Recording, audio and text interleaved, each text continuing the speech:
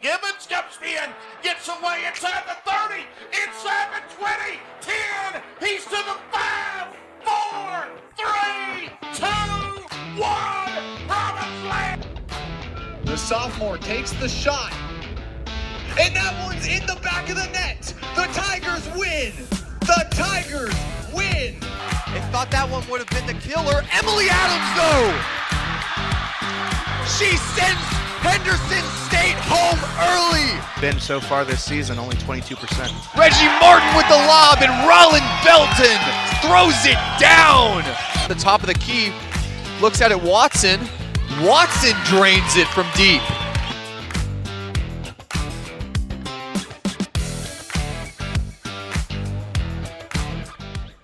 And welcome back to the Roar Rundown here on the Washita Sports Digital Network. I'm Isaac Bourne alongside Phil Bird, and we've got another week of Washita sports to recap with you. And Phil, before we go into any sports specifically, it was Battle of the Ravine week, and so obviously football at the end of the week was super exciting. But Phil, how was your Battle of the Ravine week? I really enjoyed mine. You know, I'm a freshman, so it was my first time getting to experience it on campus. And it was my first time rushing the field, and so that was a really, really interesting experience that I haven't gotten to do yet. And it was the first game I got to actually watch as a fan, so it was really interesting. Phil and I typically don't get to do much of fandom much more, so it's really nice to be able to do that when you can. And so, you know, I guess we'll go into that football game just talking about the battle at Carpenter Haygood Stadium that we witnessed. One thing that I really find notable about that game is in the first 3 quarters of the Tigers' 27-20 win over Henderson State in the 97th Battle of the Ravine, out of the first 3 quarters, only 16 combined points between both teams were scored. And then in that final quarter alone, we saw over 17 points. We saw 17 points for Washita, and then for Henderson, they had 14. And so looking at just that scoring disparity, that's a trend you see a lot with these fourth quarter late game points in this Battle of the Ravine. But what did you really see from these two teams? Well, I saw a team that didn't have its flow, for Washita at least, did not flow very well in those first 3 quarters. Their running game didn't really get them many places until that fourth quarter. Kendall Gibbons had an explosive fourth quarter, and I don't want to discredit him at all on that. But for those first 3 quarters, we didn't see a lot of gains. We didn't see a lot of touchdowns. We saw a lot of field goals from both teams. But in general, it was a slow-paced, low-scoring game for the majority of it. And then in that fourth quarter, it just blew up. Absolutely.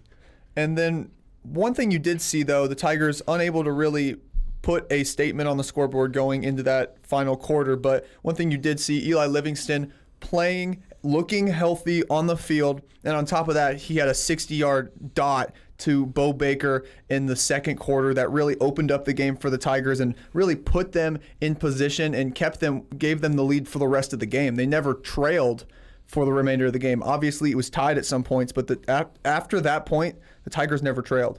Yeah, and Eli Livingston, in general, played a great game. It was his first game since that SMU loss, where he had to go out, I think it was in the first quarter or second quarter.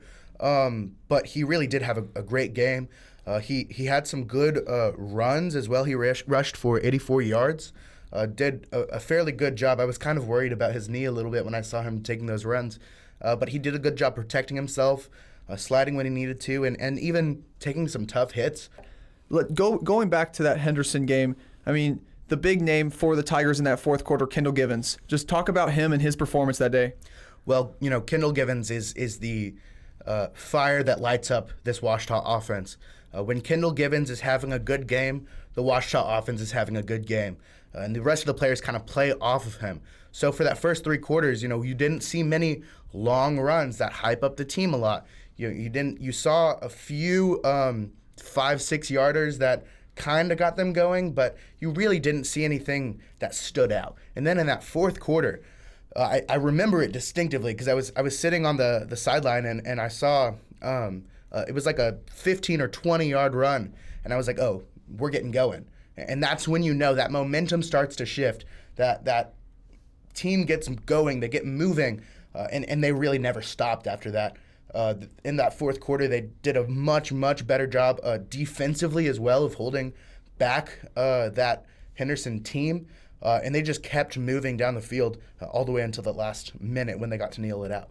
I think the highlight in that quarter too, Kendall Givens, he looked like he was going down after a 15-yard run, and then he breaks free for a 42-yard run. And so, I was sitting in the press box at that point, and, it's pretty quiet in the press box, especially with a lot of Henderson representatives there. And so after seeing Kendall score that touchdown, not too much happiness in the box, but one thing I could hear just distinctively in the background, the voice of Rex Nelson. And so real quick, we're going to go to that call by Rex Nelson on that spectacular 42-yard run by Givens.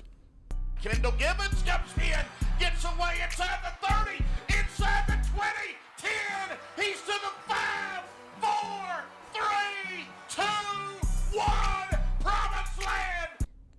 And one thing that you see from Kendall time and time again is his ability to make those momentum plays. And now, though, Givens puts himself tied at 12th all-time in NCAA Division II for rushing touchdowns. He's now just 3 away from tying up the all-time Great American Conference record for a player individually rushing touchdowns. That's Gage Porter with 75. Kendall still sits at 72, and so a big game against Central Oklahoma, hoping for a win.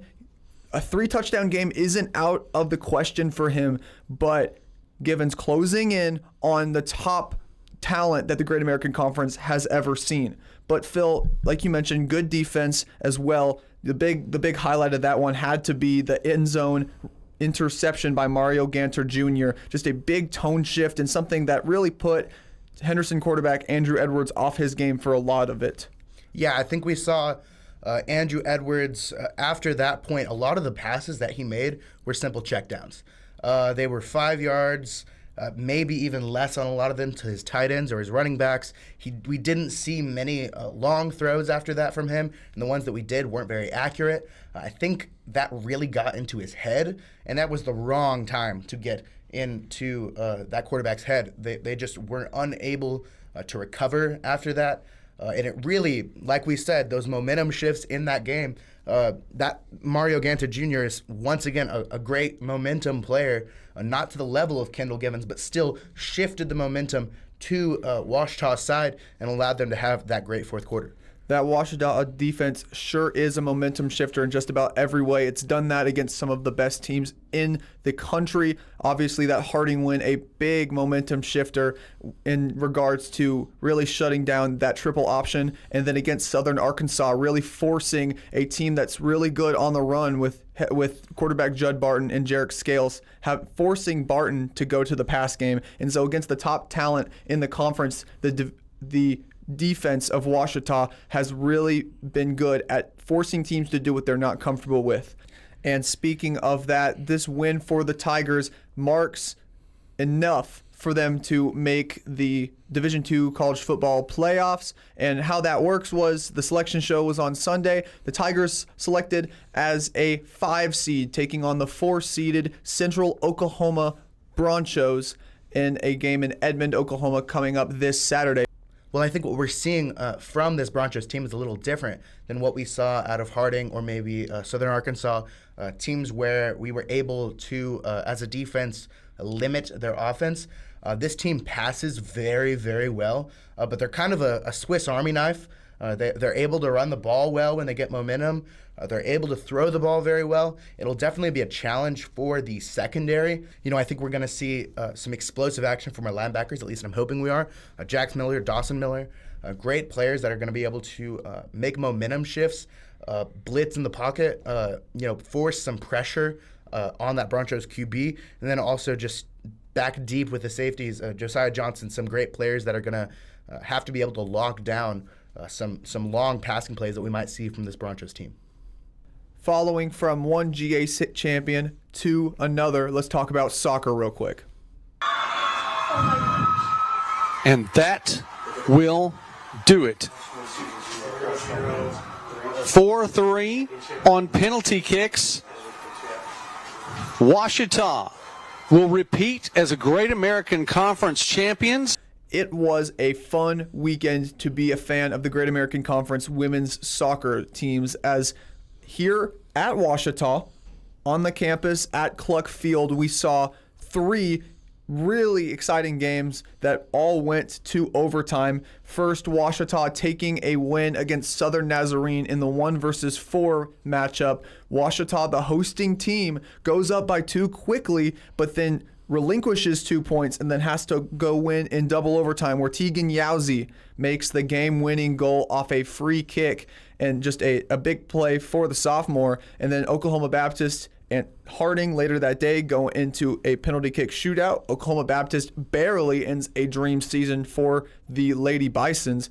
And then finally, you saw in that final game on Sunday, Ouachita prevail against Oklahoma Baptist in a game for the ages. The final score 0-0. Ouachita winning penalty kick shootouts 4-3 after an Ava Dunigan shot into the corner of the net goes in, and then Karina Chavarria steps in and blocks the shot for the final PK of the game, in just a spectacular moment for the senior. Well, I know what we saw out of Karina Chavarria was nothing short of spectacular. We saw Taylor Hapgood for the majority of the game, and she gets her second shutout of the season. She has not gotten too much playing time this season, but getting to come into these playoffs and get a fair amount of playing time, the redshirt freshman did a wonderful job of shutting out her opponent. This Oklahoma Baptist team is a team, like we said earlier, with some of our other sports, that strives off of momentum. We saw that earlier in the season. This is a rematch of last season's GAC championship game. And so I think everyone was really, really excited for this game. And honestly, throughout 110 minutes of overtime and regular play, we saw a 0-0 score. And so really the highlight of both of these teams were the goalkeepers, and then Chavarria being able to come in for those PKs after not getting to play for the rest of the game, really coming in clutch for this Tigers team. And as we saw, they went down in PKs actually, and then Chavarria managed to get that save on that last goal, and then 2 goals before it, I think it was off the post. But we saw some beautiful goalkeeping play from Chavarria, really, really clutch. And then, of course, some amazing play by other Tigers players in order to put that game away. It really came down to the wire and determination and grit, which I think the Tigers demonstrated very well. And like you mentioned, just some great goalie play in that game. Claire Stormer, the goalie for Oklahoma Baptist, only a freshman, and really showed that she's going to be a mainstay in this league. But then also, we talked a little bit about Taylor Hapgood, also a freshman, redshirt freshman out of Edmond, Oklahoma. Hapgood recorded her career high in saves with 9 on Sunday in a game that was most likely her best of her career, and something that she's really going to be able to build off of. And Coach Kevin Wright just has so much to look forward towards for the future. But before we talk about the end of the season for this women's soccer team, their season's not over yet, as the Tigers, able to win on Sunday, getting that automatic bid for being GAC champions. And just before we recorded this podcast, we were able to watch the NCAA Women's Soccer Division II selection show, and the eighth seed in the Central Region went to the Tigers. They will be headed to Warrensburg, Missouri on Friday to take on Central Missouri, the 1 seed in the Central Region. And Phil, looking at this Central Missouri team, what have you really seen? Well, this is a very high-scoring team, Central Missouri. They managed to get a 15-4-2 record in the MIAA, which is really, really impressive. It's a great conference, full of players that were able to win that conference. Some great players on the team. Ashley Martin, their leading scorer, 10 goals this season, and 5 assists, so really able to do everything in that game. I think we're going to have to look very closely at our defensive side of this game. This team has really taken advantage of being able to score a lot throughout this season. I think what we're going to see in this game specifically is a team that has to take a little bit of a more defensive approach against a really, really high-scoring Central Missouri team. I think we might see some different strategies employed by Coach Wright. But I have no doubt that he has the experience and determination to really take a fight to this Central Missouri team. And we've seen Coach Wright's squads compete with some of the best teams in the country before. Just last season, after winning the automatic bid, this Tiger team went 1-0 against the eventual national champion Washburn. And, they were an 8 seed, only allowed 1 goal to a really good Washburn squad. And so the Tigers this year, while they are an underdog in this game in Warrensburg, it's going to be interesting to see how well they can compete, because the Great American Conference has been a gauntlet for them this year, with Harding, Oklahoma Baptist, and Southern Nazarene really giving them all that they can muster. And so with that, as they head on the road on Saturday, another team heading on the road this week is the volleyball team. So before we go into the future for this volleyball team, let's talk about this past week, probably one of their best weeks to look at on the season. Ouachita facing 2 teams lower in the conference, but able to take care of business, and they did not lose a single set this week. First of all, having senior night at home, Battle of the Ravine against Henderson. During Battle of the Ravine week, the Sturgis Physical Education Center was just about as packed as it can get. And in that game, the Tigers did nothing but take care of business in a 3-0 sweep of the Reddies, where really we saw so many players do well, but the 2 main ones, Emily Adams and Kaylee Thetford, racking up 14 kills apiece. Some great performances for the junior and the sophomore, respectively. And then going on the road for their final game of the season against Russellville's Arkansas Tech. The Golden Suns, a team not at the bottom of the conference, but they were fighting for that 8 seed with Henderson, and Ouachita really just took them out and prevented them from making the Great American Conference tournament. And so, Phil, going into this Great American Conference tournament this week, what have you seen from this Ouachita team this week that really encourages you going into these games? Well, I think during that Henderson State game, they went up 2-0 in the first 2 sets, and you kind of started to get nervous, because remembering how that last Henderson State game ended, they went up 2-0, and then Henderson managed to come back and win 3 sets in a row. Really impressive from the Reddies. So you kind of started to sweat, but midway through that 3rd set, there were some softball players sitting near the front of the court, and they started bringing out the brooms. And I was like, oh, don't jinx us. But we ended up seeing them get to bring out the brooms and sweep out this Reddies team. It's really interesting that they got to play Henderson and Arkansas Tech, who were both vying for that spot. It kind of felt good to take down a rival like that was really, really trying to get a spot in the GAC tournament. And it's kind of bittersweet, because they ended up giving them a spot in the GAC tournament as well after beating Arkansas Tech. But I think going into this tournament, we're going to see a lot of movement from this team. They're really, really good at sharing the ball around, getting everyone involved. We haven't seen more than, we've seen some great players from this team, but everyone is really good on this team. They're able to get kills. They're all able to get assists. Obviously we have some amazing players in the assist category, but really generally some great players. Kaylee Thetford, I think, will be a key piece in this upcoming playoffs. I think seeing her with 14 kills against Henderson State and then 10 against Arkansas Tech as well is really, really encouraging for me. And I think we're going to see a lot of great team-oriented play.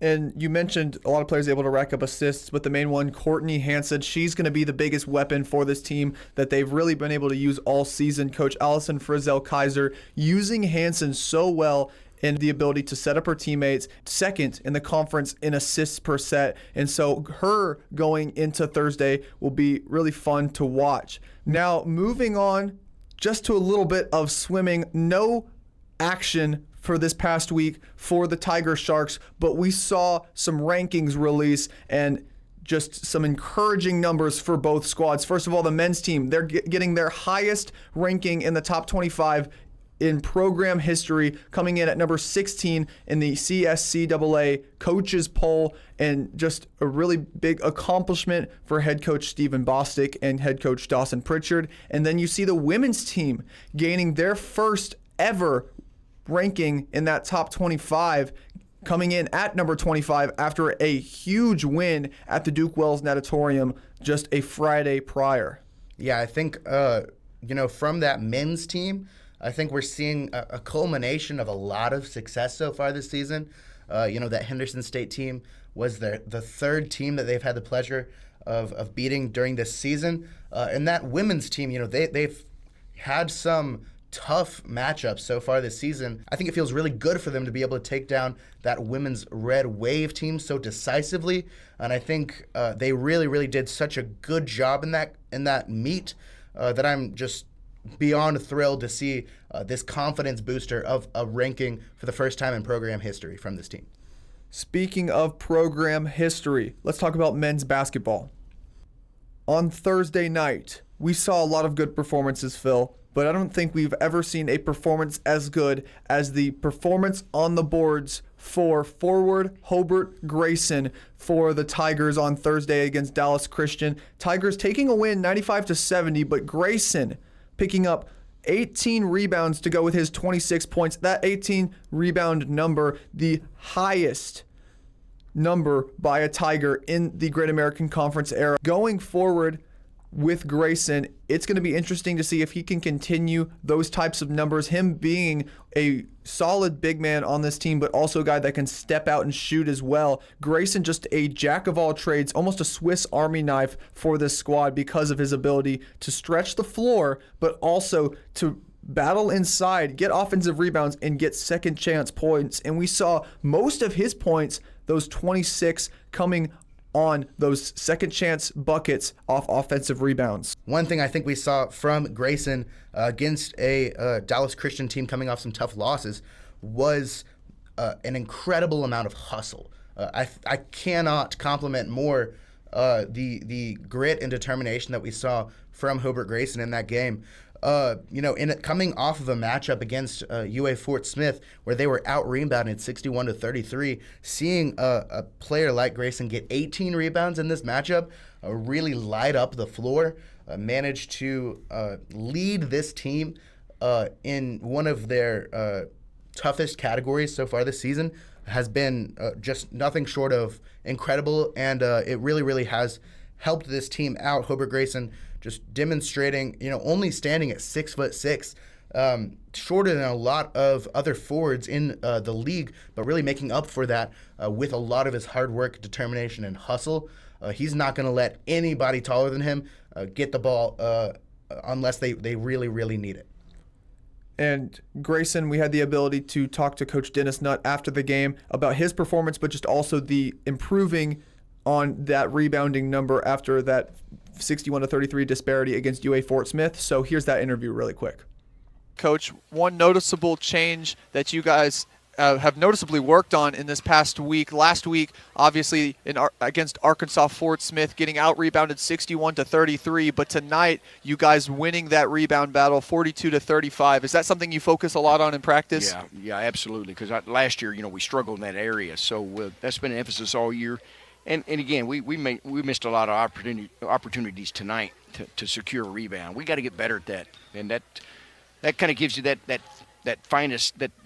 final touch on that defensive stop. So we'll have to get better with that part of it. You can't allow a team to get second and third chance points at it.